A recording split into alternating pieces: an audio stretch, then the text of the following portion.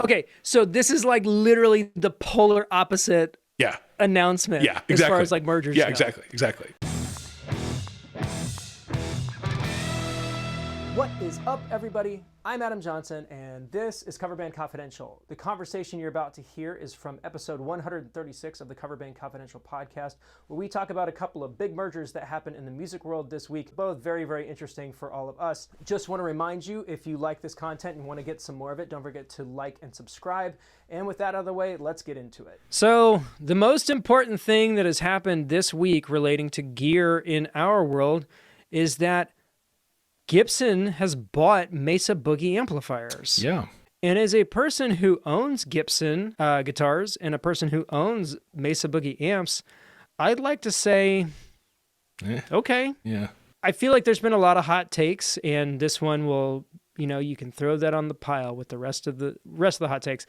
I don't have a lot of thought around this in particular. I think I see it from both sides. We hear a lot about Gibson and quality control and that kind of thing, and I think the bad press that they have is warranted. They have earned the bad press that they have received. But, when J.C. Curley took the company over, I think that they have figured out a few things, and I think that they are approaching things the right way, in that they are poised to kind of reestablish their place in the market. The problem with their place in the market is that they are a very expensive product that's being sold to an older audience. And Mesa makes great amps, and they've made great amps for a long time. I didn't know this. Mesa Boogie has actually been in existence since 1969. Wow.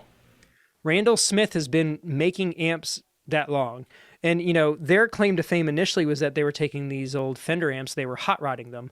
And that's kind of where he got started. And, guys like Santana kind of got amps from them, and then he started designing his own, and it all kind of blew up.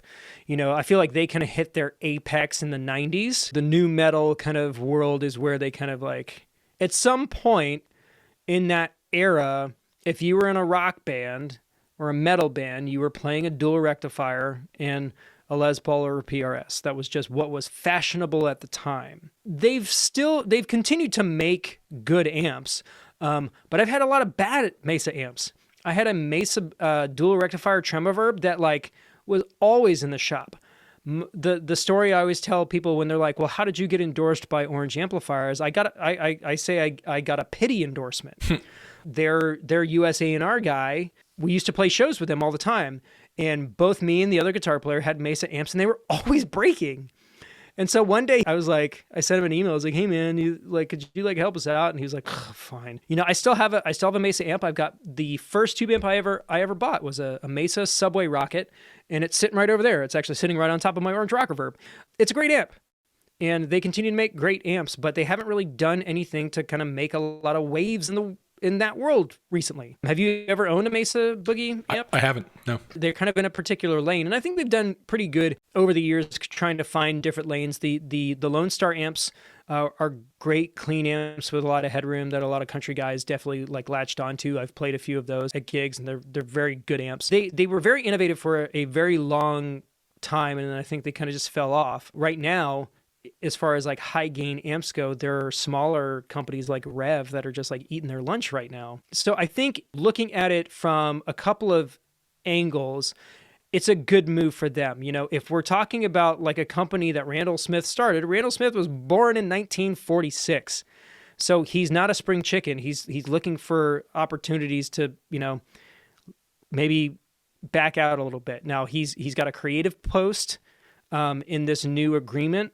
And, Gibson has no amps. They don't have an amp line. There's been a lot of talk about potentially having Randall help them design or release some historic models with, his flair on them. But, it's more question marks than answers right now. So, the market's just going to gonna have to figure that out. There's been a lot of joking about, well, now I can sell this Subway Rocket as a pre-Gibson Mesa, and maybe make a few extra bucks. I'll never do that. It's there for sentimental reasons, and I still gig out with it if I need like a small kick around amp. It's a fantastic option. So it'll be interesting to see what happens. It's especially this time of the world. I think there are going to be more and more of these sorts of things. That this one's kind of a fit, 80% maybe. I can see a couple of things happening. Potentially, they're able to kind of make headway and like position themselves in a particular market that like makes sense and kind of re-enters a more modern guitar music era. They have both kind of hung their hats on legacy concepts and legacy architecture. Yep. Which in the guitar world, it's not a losing concept. Guitarists are very conservative in terms of these things and don't really cotton to change that well. So, okay, maybe that'll be great for them. I don't think JC Curley would have done it without having some sort of roadmap and game plan to figure it out. Sure. But it doesn't make me want to go out and buy anything. Right. If I'm being brutally honest. That's kind of the thing. Now, best of luck to both parties involved, for sure. Yeah, of course, about the other relationship that got announced yesterday. What was that? We didn't touch base about this. Sweetwater and Music Tribe yesterday announced that they're entering into, they're calling a super partnership. So they're not a merger or an acquisition or anything like that, but they now have a relationship. And Music Tribe is the company that is behind brands like TC Helicon and TC Electronic and Behringer Midas and Behringer and a bunch of things. So this new partnership makes gives Sweetwater exclusivity on a bunch of their products and puts Sweetwater in the position of being the U.S. tech support arm for Music Tribe. Wow. Right? So Sweetwater's really well positioned in terms of relationship with a customer, at a consumer level, right? So they're now the front end on tech support to Music Tribe. They are going to be working with Music Tribe on product development and product engineering. And they say that they're using that relationship to streamline their product sourcing such that they will never be out of stock at Sweetwater, and they can lower prices at Sweetwater by up to 40%. What? Yeah. Okay, so this is like literally the polar opposite announcement as far as like mergers go. Exactly. I'm like 100% stoked on this. I know. There's all kinds of stuff I want to buy now. Sweetwater just takes great care of their customers. Like, great. The joke is way too good care of their customers. Yeah. And some of Behringer's brands have done pretty okay at marketing, but none of them have done fantastic. Yeah.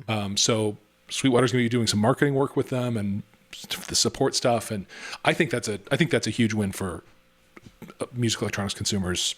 Yeah, I think it's massive. I feel like over the next couple of months, we're going to see a lot of this kind of stuff. And with NAMM not happening, I don't think there's going to be this whole like hurry up and wait deal to like wait to drop a bunch of announcements. So I feel like we're on the cusp of a bunch of stuff dropping. All of my front of house stuff is Behringer. We've got an X32 and I've got an XR16 as my rehearsal rig. And I bought like our full PA from Sweetwater. So man, I would love for some stuff that I have on my to buy list to drop in price up to 40%. That would be stupendous. Yeah, that'd be pretty amazing. I'd be very happy with that. Yeah, for sure.